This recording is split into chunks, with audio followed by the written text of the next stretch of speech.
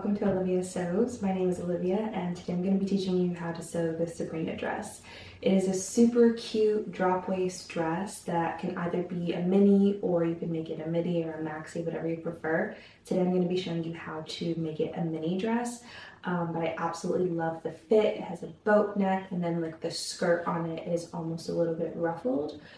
So it looks super romantic and just super cute. I'm going to walk you through all the materials that I'm going to be using today, and then I will show you how to assemble the pattern once you've printed it, and then we'll go into the steps to actually make the dress. It's pretty straightforward. It should only take you a couple of hours to do, which is why I love this. It's perfect for beginners. But yeah, let's go through the materials and then we will get into it. So for this dress, I got a Ponte knit, which is essentially like a double knit jersey. So it's super thick, but it does have four-way stretch. This is going to be the top bodice part of my pattern. And then for the skirt, I got this linen viscose blend. Viscose is basically an alternative for silk. So what I really love about this, you can tell it's super fluid, which is just going to make the bottom of the skirt that much more romantic and pretty. So I would recommend getting some type of four-way stretch for the top because this doesn't have darts and it doesn't have a zipper or buttons or anything like that. And then you can also do just regular linen for this if you wanted. You can get any fabric that you want. These are just the fabrics that I'm using. What I think is going to make this dress really interesting is that I am using two different fabrics, but do not feel like you have to do that. Just make sure that if you only use one fabric for the bodice and the skirt, that it's a four-way stretch fabric, because if you try to do a fabric that does not stretch on the top, it's not going to go over your head and it's not going to fit. So that's my recommendations for fabric. As far as equipment goes, I'm going to be using both my sewing machine and my serger. If you don't have a serger, that's totally okay. You'll use a zigzag stitch to finish the seams where I say there's going to be a serger. And then when it comes to using the ruffle, I will show you making the ruffle. I'll show you a method for actually making the ruffle on your sewing machine.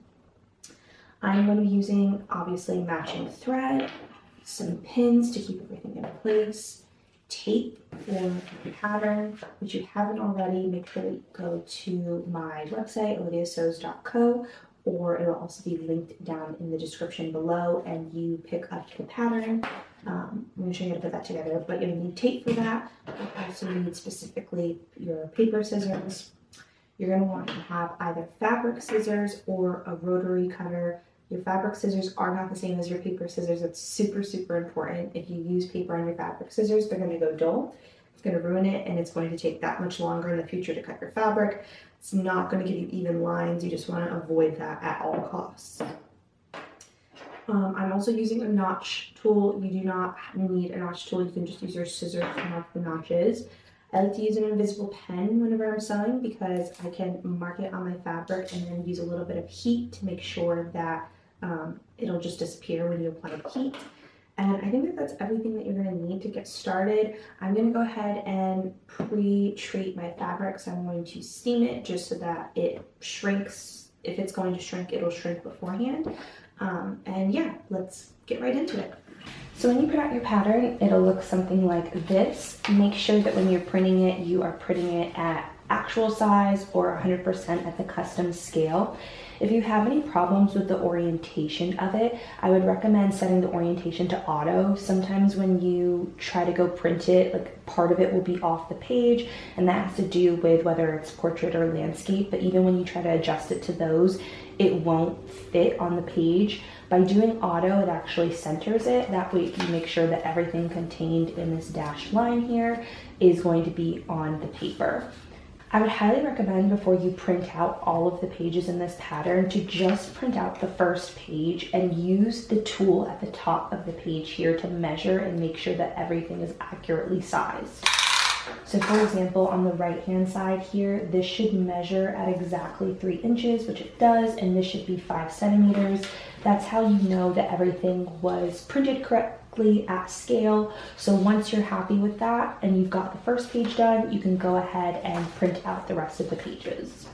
This pattern is arranged alphanumerically. So when you go from left to right, the page numbers here will increase 1, 2, 3, 4 numerically. When you go from top to bottom, it's going to increase alphabetically. So it'll go A, B, C, so on and so forth. So what I like to do is I will always leave A1 exactly how it is, but then as I go through the rest of the row that is A, I will only cut the left-hand side here. And once I get into B, I will then cut the left-hand side and the top line here. That just saves you time, so that way you don't have to cut every single dashed line, and that'll help so that it all lines up. You also, as you are lining it up, can use these little triangles that I have left on the pattern as guides. Just make sure that your lines are straight, that your actual pattern pieces are lining up. Use these guides to guide you. You'll never get it 100% perfect, but as long as you're within around 1/8 of an inch, it should be okay. How I like to assemble it is I will cut out all my pieces and I will arrange everything in row A. I will use my tape to tape it together, and then I will go one by one on row B, one by one on row C, and so on and so forth. So let me just show you how I put this together, and yeah, that'll be super quick.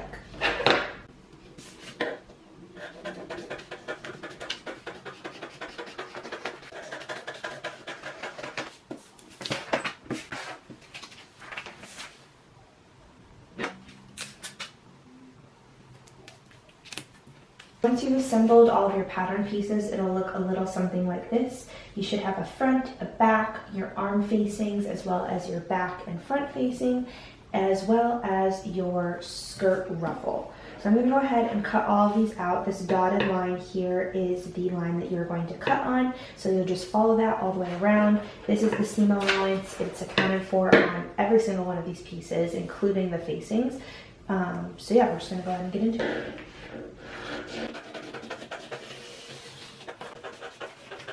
Now I've finished cutting everything out. This is what it looks like. I'm going to go ahead and grab my fabric and I'm going to steam it. That way I can pre-shrink it. And then once that's done, we will start cutting out all of our fabric pieces. You can also just pre-wash your fabric if you would like. I do not want to spend my time doing that, so I'm just using my steamer to prep it.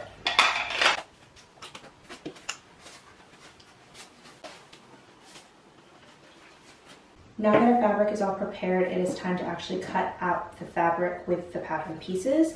So what you're going to do is you will lay your pattern pieces flat on the fabric. Make sure that the grain line of the pattern matches up with the salvaged edge, so it'll be cut the correct way. Of course, if you're using a fabric that has 4-way stretch, it should work either way, but it's just, you know, that's the proper way to do it, and you want to make sure that you don't make that mistake in the future, and you're learning new things to apply to other patterns.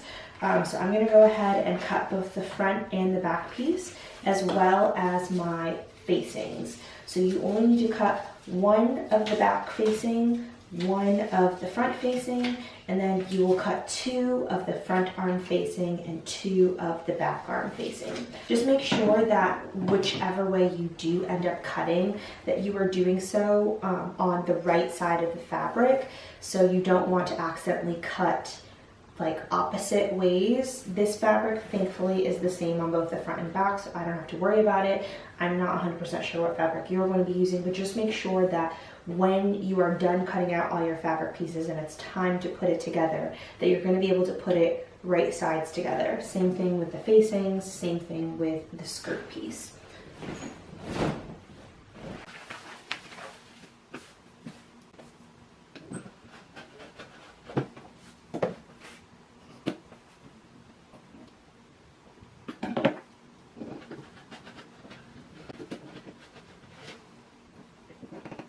When it comes to the facings, I do my best to try to cut them on the bias. The bias is basically the diagonal from the salvaged edge, the 45-degree angle.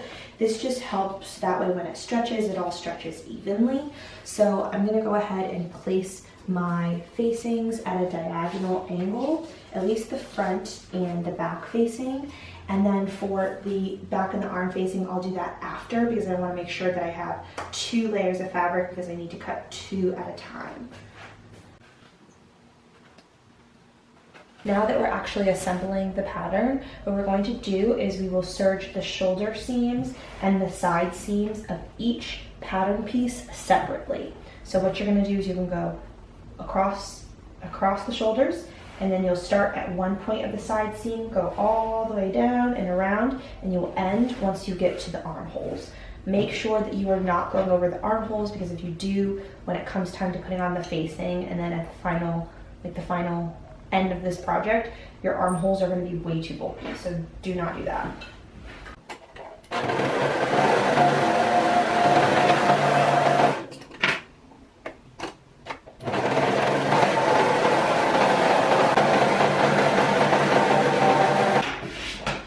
So when I am done serging a piece of fabric, I always like to leave my thread tails just a little bit longer, and then I will go through and just tie them by hand to make sure that everything stays secure and in place. Now that we've sewed our bodice pieces, it's time to sew the ruffle for the skirt piece. So basically what I'm going to do is I will take my raw long edge here, and I'm going to line up the edge with the right side of my presser foot, and I'm going to do a basting stitch all the way down in a straight line. Once I do that, I'll take it out and I'll move it over, and 1/4 of an inch next to that, I will do another straight stitch all the way down. That way I have basically 2 threads the entire length of my skirt. For a basting stitch, you're going to want to set your sewing machine to the highest width and the highest length, and you'll be doing a straight stitch.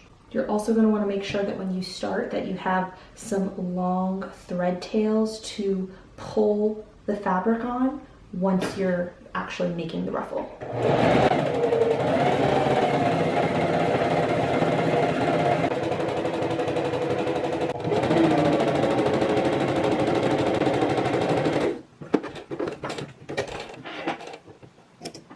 And make sure that when you're done with that straight line that you have really long thread tails at that end as well. I'm going to go through and do another stitch right below this one, about 1/4 of an inch.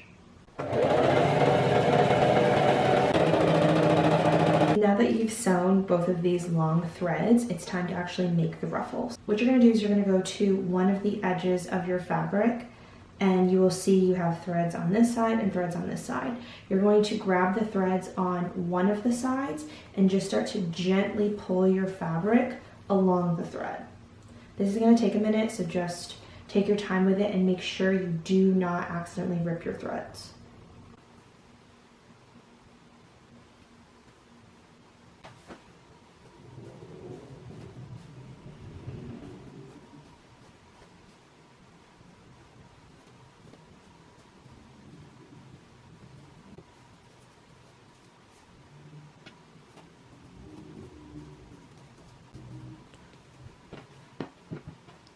When you're done, you should have 2 skirt pieces that look a little something like this.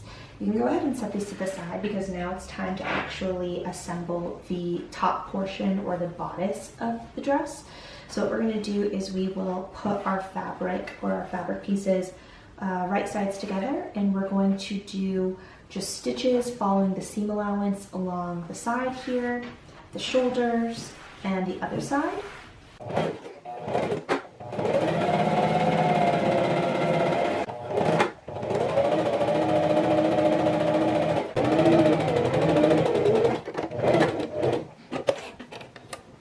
Go ahead and start to cut off my excess threads just so that they're kind of out of the way and it's going to be a little bit cleaner to look at. Everything is cleaned up.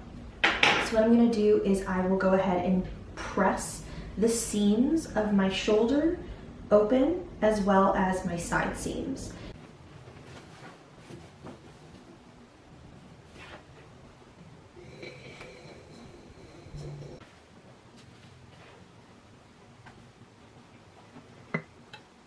So the next thing that we need to do is to connect the arm and the neckline facings. So what you're going to do is you will pin the sides, right sides together, and you're going to do a straight stitch all along the line there. Make sure that when you do this that nothing is getting twisted and that everything lays flat. That way when you're done, you can just apply it to the neckline. Same exact thing with both the back and the arm facing.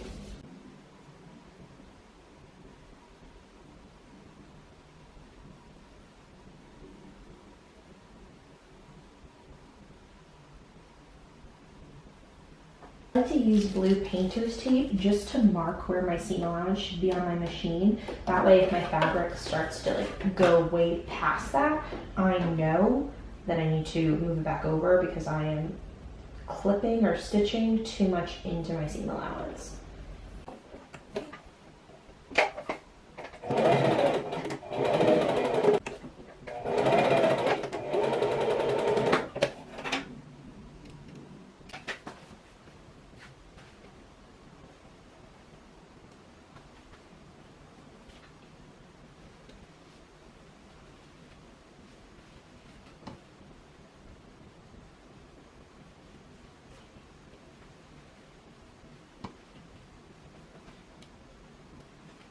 Once you have all of your seams of your facings pressed, you're going to go ahead and take it to your serger and you will serge along the outside edge. How you know it's the outside edge is because you should have, with your scissors or your notch tool, made notches on the inside edge of your arm facings. So we want to go on the outside here, and you can tell, for example, if this was to lay flat on my garment, this would be the outside. Same with the arm facings. So go ahead, take this to your serger, and then after that, we will connect it to our bodice piece.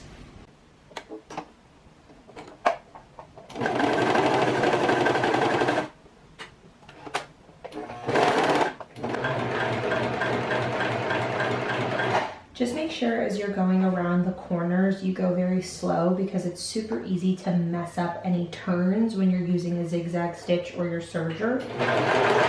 If you need to, just lift your presser foot, sew a couple stitches. Lift your presser foot, sew a couple stitches, just until you've rotated all the way around.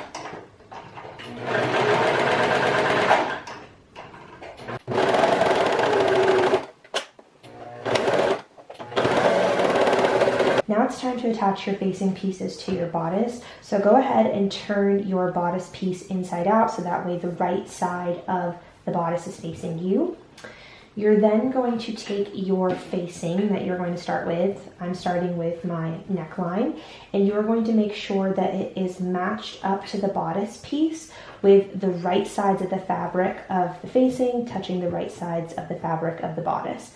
How you know it's the right side is because these seams will be on the wrong side.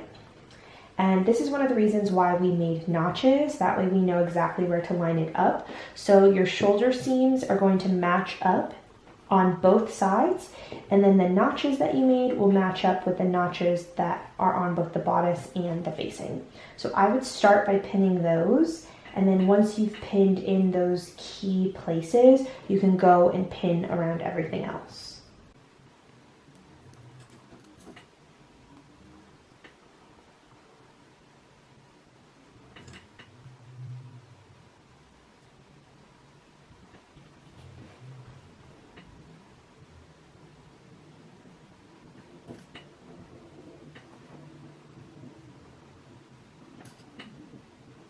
To attach the facing, essentially what you're going to do is you will go all along the raw edge here and do a straight stitch on both the neckline and the armholes. So how I'm doing this is I am just using the right side of my presser foot and lining it up with the raw edge here, and that's how I'll make sure that my stitch is consistent all the way throughout. Make sure you dip back stitch as well here.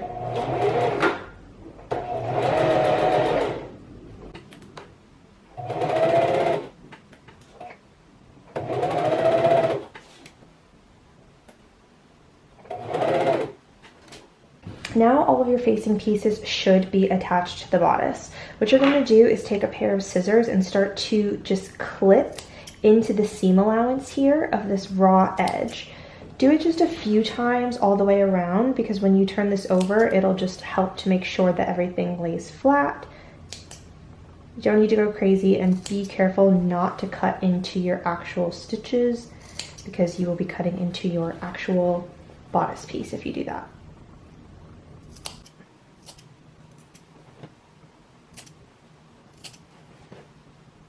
Now that everything is snipped, you are going to take this little extra piece here, and essentially you're going to sew it to your facing here. So you're not going to sew on your actual bodice piece, you'll be sewing on the facing within the width of your little seam allowance here. So you'll just barely run your needle right to the right of your current stitches, and you're going to go around the entire neckline and both armholes.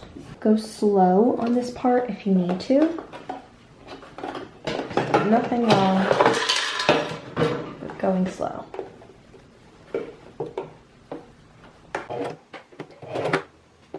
And as you're feeding the fabric through your machine, just make sure that everything is laying super flat on top of each other.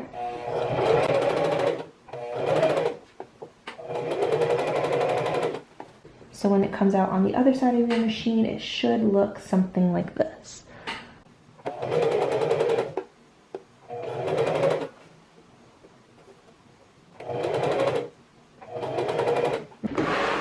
When you're done, you have something that looks like this, and you're going to go ahead and press in all of your seams.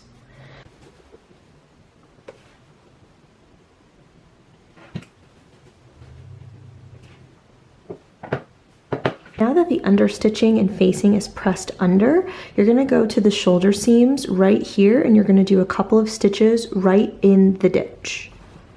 I'm actually, to do this, going to sew from the outside, because you could see that when I did it from the inside that my stitches didn't all the way match up. So I really want to make sure it looks better from the outside than it does the inside, so just flipping it over.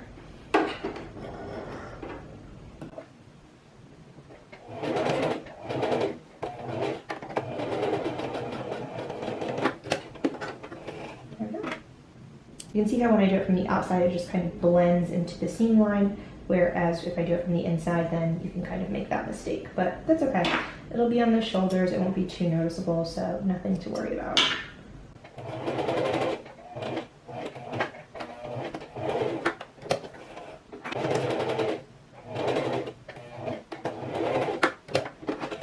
You will flip your piece inside out so that the wrong side of the shirt is facing you.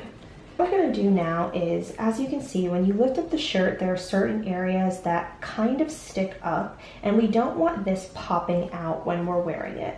So what we're going to do is we will do just a little bit of hand stitching where we gently catch the back of the fabric here and attach it to the facing. That way this just lays down flat and we don't have to worry about it whenever we wear it. Alternatively, if you wanted to, you could do another stitch all the way around here using your sewing machine, but I really like the how this doesn't have any stitching on the front, and I want to maintain that look just because I think it will look really luxe. So I'm going to use this method. It's totally up to you, whichever one you do.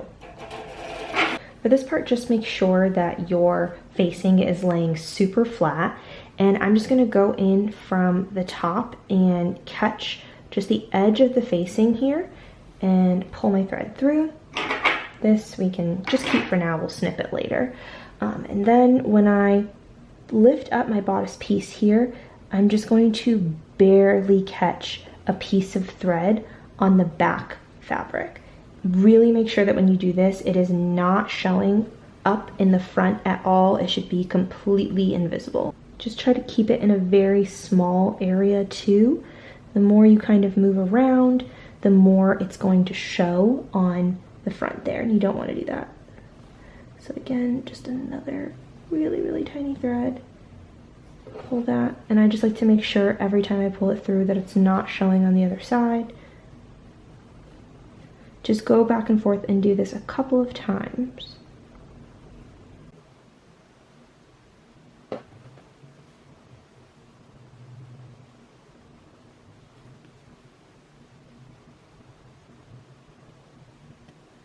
Once that's tacked down, you can just go ahead and tie it off.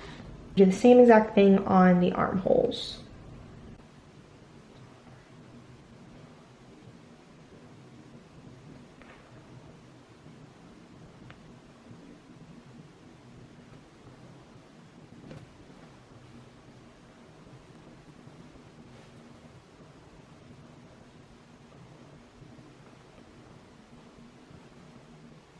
Now it's time to attach the skirt to the bodice piece. So to start, take your shirt and make sure that the bottom of the shirt is facing away from you, and it should be the right side of the fabric is facing out. You want to attach your skirt piece and your bodice piece with right sides of the fabric touching. So what you're going to do is you'll lay that flat. I like to start on the front of the shirt.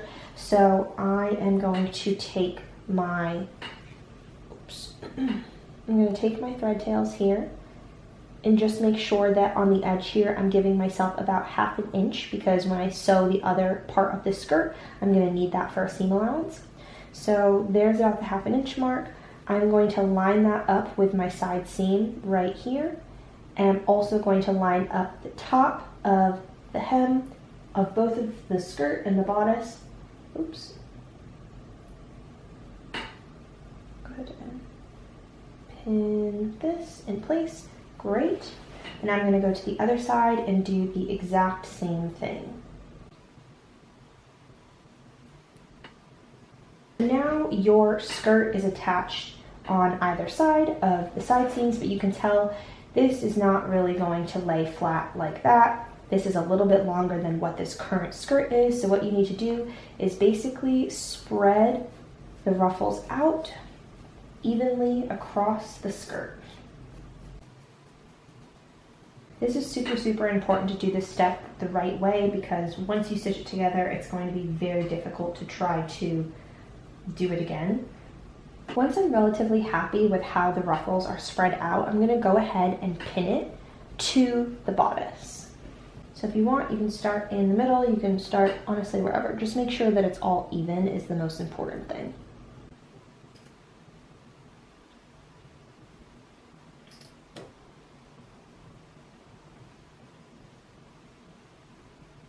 Okay, I'm pretty happy with how this looks. So now I'm going to go ahead and repeat the exact same thing on the other side.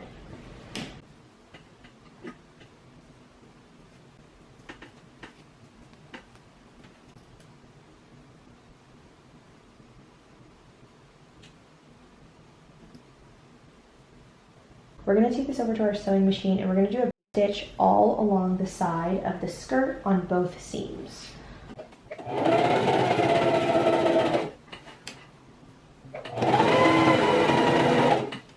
Now that you have a side seam for the skirt, you can go ahead and match that up with the side seam of the bodice.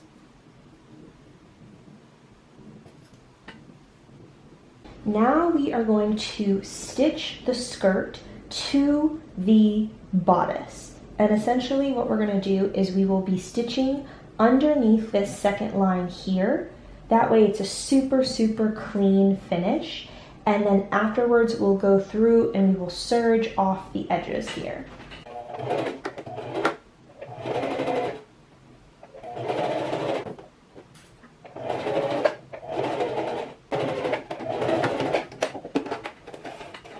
When you're done, you can flip it inside out just to make sure that everything is kind of looking okay.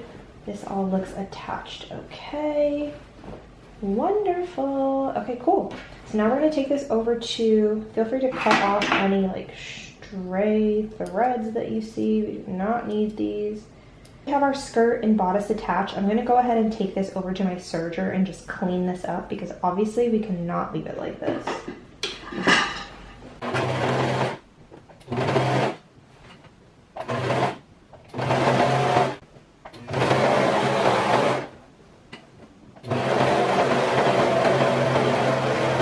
Connected the bodice and the skirt, we're going to go ahead and do a top stitch, and when we do that top stitch we are going to sew right in the ditch here, and what we're trying to do is to get the seam allowance to face towards the skirt.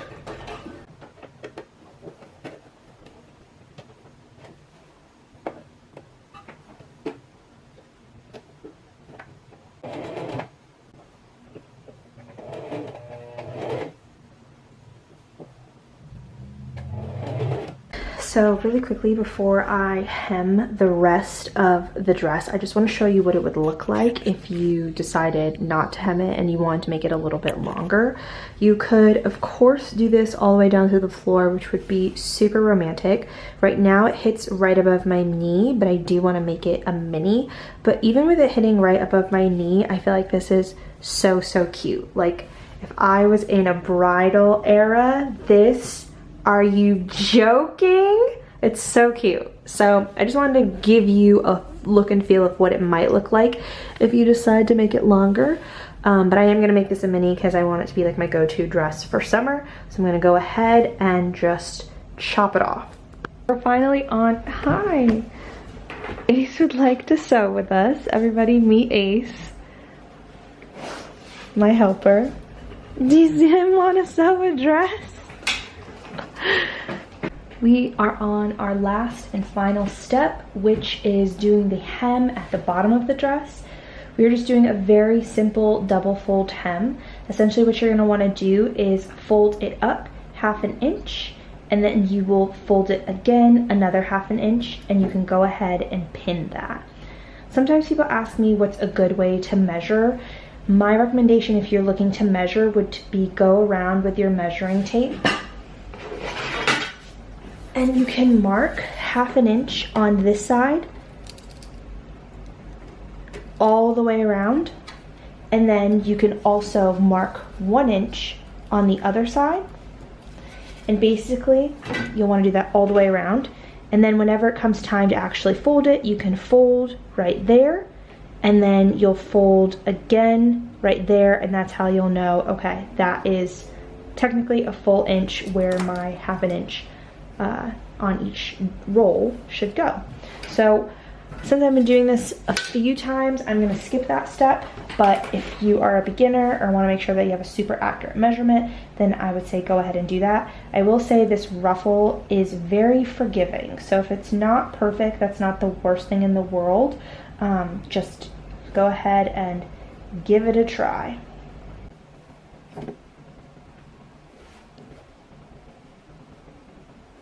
The biggest thing is to just make sure that when you're doing this, that it's even all the way around. Just make sure that when you get to the side seam and it's time to roll, that you split your side seam in half and fold it that way. Because if you don't, it's going to twist the seam in here, and also it's going to be way too bulky. So just make sure that when you do that, you fold it flat, and then as you can see, both of your seam allowances are laying so perfectly in there.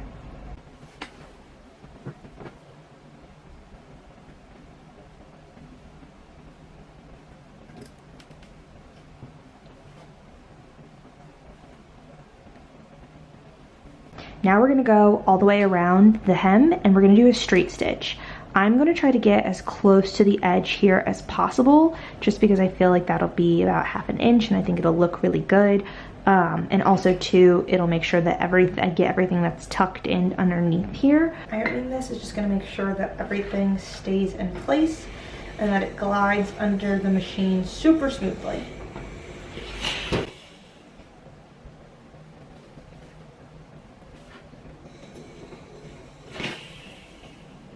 Okay, so now that we have pressed, it is time to finish the hem. I am just going to stitch right along the edge here using my 1/2 inch seam allowance.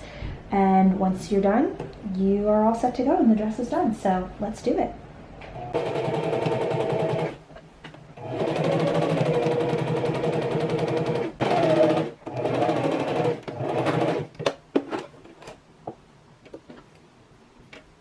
Once you're done, you should have something that looks like this. Congrats on finishing the dress. I'm so excited that I got to go on this journey with you, and make sure that you subscribe for more tutorials.